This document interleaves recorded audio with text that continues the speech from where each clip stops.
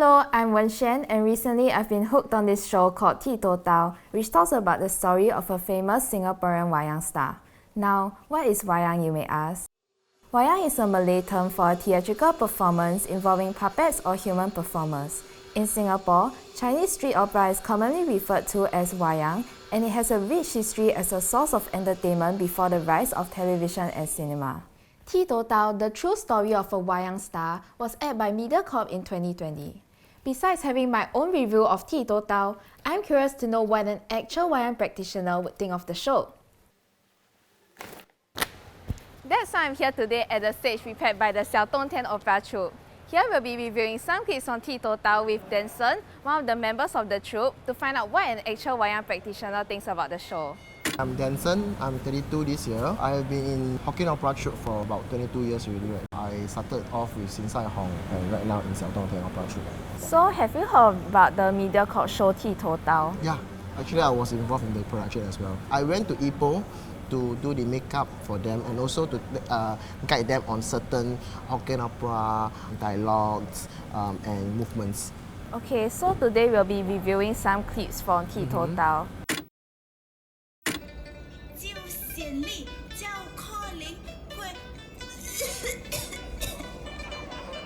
So it actually doesn't really related to how messed up it is on stage. Even the dialogue, we don't have a script on stage. So it's very impromptu ones. When you perform impromptu things, right, you can say anything. So this is not really a mess up.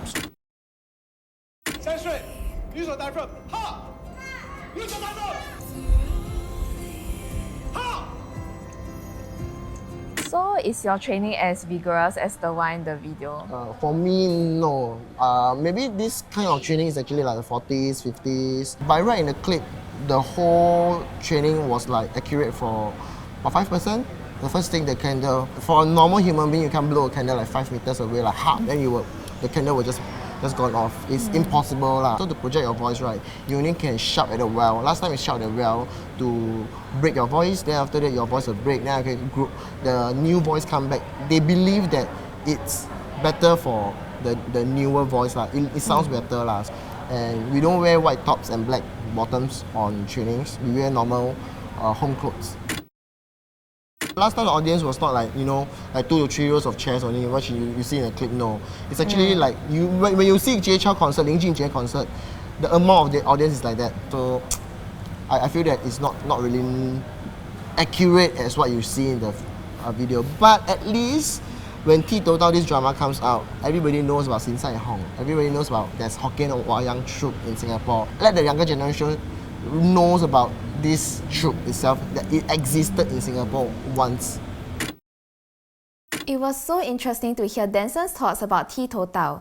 To me personally, despite its inaccuracy, it was still educational to learn about the history of Wayang culture and fun to watch the drama between the characters. However, the show still has some room for improvement. Squeezing 40 years of plot into 13 episodes rushed the show, especially when it came to establishing relationships between characters. For example, for Chiam and Hawk, the few years of their relationship progress in the show seemed like a few days as their romance didn't feel developed at all. Because of how rushed the relationship developments were, I had very little attachment and reaction to what should have been big moments, like characters leaving or getting together. As for the dialogue in the show, the characters' lines were unnatural because of the overly formal tone, and the occasional sprinkles of dialect like Hokkien or Cantonese in between the perfect English lines felt very awkward. But of course, there are some aspects of the show that I especially enjoy watching. The acting in TiTouDao really shined through. Ko-Yit plays Oon Ah Chiam, and the emotional moments of the character were powerful through her acting. Thanks to that, I felt more attached to Ah Chiam, which is important since she is the main character. Even with the awkward dialogue, the cast was still able to bring their characters to life. The show's set design was also very realistic. The sets gave off that olden Singaporean vibe with the shophouses, and I loved the details in the later episodes as they entered the 80s, with modern HDB flats starting to appear behind the older shophouses.